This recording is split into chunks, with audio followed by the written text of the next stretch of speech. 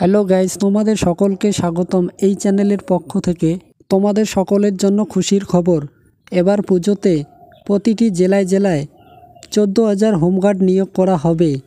এই হোমগার্ড নিয়োগ প্রক্রিয়ায় কিভাবে তোমরা আবেদন করবে, বয়স কত লাগবে, যোগ্যতা কি লাগবে, নিয়োগ কিভাবে হবে, ফর্ম কোথায় পাবো, সে বিষয়ে বিস্তারিত আলোচনা এই ভিডিওতে তোমরা সকলে পেয়ে যাবেন।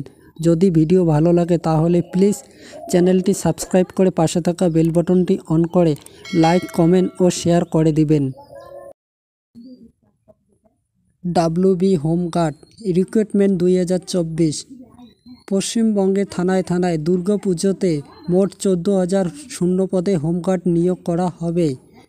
কারা আবেদন করতে পারবে, কিভাবে আবেদন করবেন, যোগ্যতা কি রয়েছে, বেতন কত দেবে, বিস্তারিত আজকের এই প্রতিবেদনে আমরা আলোচনা করব।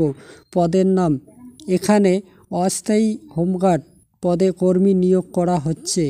শিক্ষাগত যোগ্যতা, প্রার্থীকে যে কোনো স্বীকৃত বোর্ড বা প্রতিষ্ঠান থেকে ন্যূনতম 8ম শ্রেণী পাশ করলেই আবেদন করা যাবে।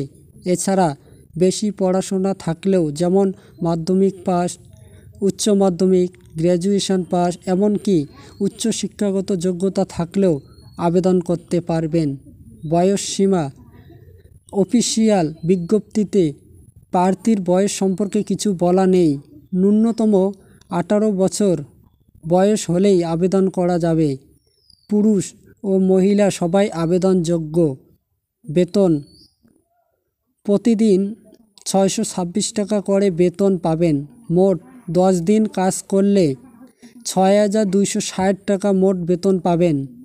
প্রশিক্ষণ, যারা হোমগার্ড পদে সিলেক্ট হবেন তাদেরকে 3 দিনের একটি ট্রেনিং দেওয়া হবে।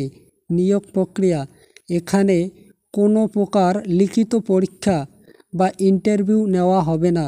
যাদের শারীরিক সক্ষমতা ভালো তাদের সরাসরি নিয়োগ করা হবে।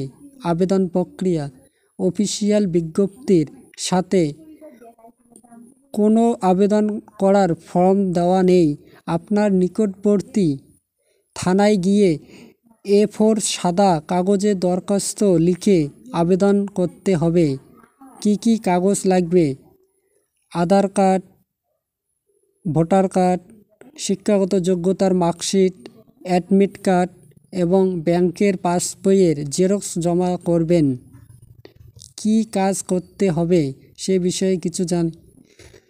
10 দিনের জন্য চুক্তি ভিত্তিতে নিয়োগ করা হবে। দুর্গা পুজোতে মূলত ভিড় সামলানোর কাজ করতে হবে। এছাড়া ভলেন্টিয়ার হিসেবে পুলিশকে কাজে সাহায্য করতে হবে। এই রকম ভিডিও চাকরির আপডেট পেতে গেলে চ্যানেলটি সাবস্ক্রাইব করে পাশে থাকা বেল বাটনটি অন করে দেন।